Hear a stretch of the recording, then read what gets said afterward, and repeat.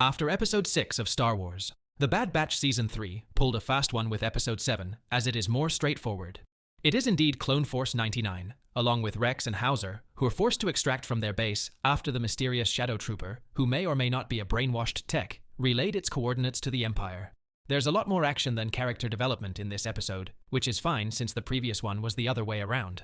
But the identity of the seemingly unkillable Shadow Trooper remains a point of real contention, since the implication remains that he's tech, despite the seeds having been planted in the previous episode that it can't be. But if not tech, then who? Anyways, Episode 7 is given shape by the gang's efforts to escape the base on a leech vessel while under heavy fire from the Imperial unit led by Commander Wolffe. However, the Shadow provides an intriguing wildcard, since he survived being buried alive in the previous episode and goes rogue to pursue his targets against Wolffe's orders. Crash landing and team building. When the gang attempts to escape on the leech, the Shadow Trooper shoots it down and they crash land in the jungle, with some distance to travel before they're able to be picked up by Echo at an extraction point. This provides some time for conservation. Crosshair's redemption arc continues when he explains to Rex why he left the Empire after pledging his loyalty to them. For Crosshair, it was about exactly that, loyalty. He believed being loyal was important, and he became disillusioned by the Empire when he learned that they had no loyalty to him in return. He was disposable, a tool to be used. We already know this, as he explained it to Hunter in Episode 5, but it's important that Rex and Howzer hear it too.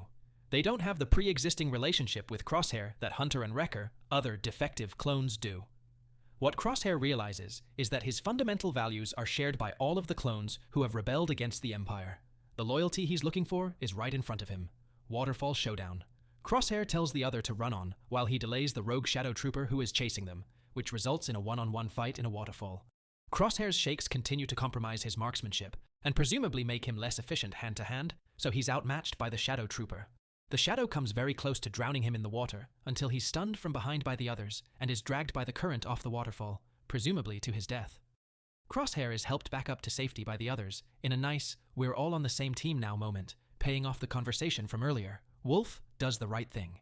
When the team gets to the extraction point, Wolffe's ship arrives before Echo's does, and the team is trapped.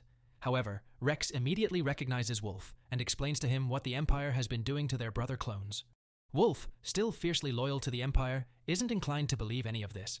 However, he sees some truth in what Rex is saying, and in the fact that they're questionably chasing a literal child all over the galaxy. Wolffe, whom we know thanks to Rebels, will eventually take up arms with Rex and Gregor against the Empire, and lets them go. How does Star Wars, The Bad Batch Season 3 Episode 7 end? The end of the episode reveals the Shadow Trooper survived the fall, but still does not reveal who he is.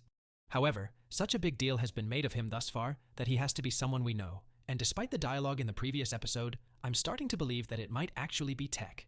With Omega's importance to the Empire now obvious, Rex tells Hunter that his next step is to figure out why. That's the only way he's going to be able to keep her safe, and no matter what he says, his fight against the Empire is going to have to continue.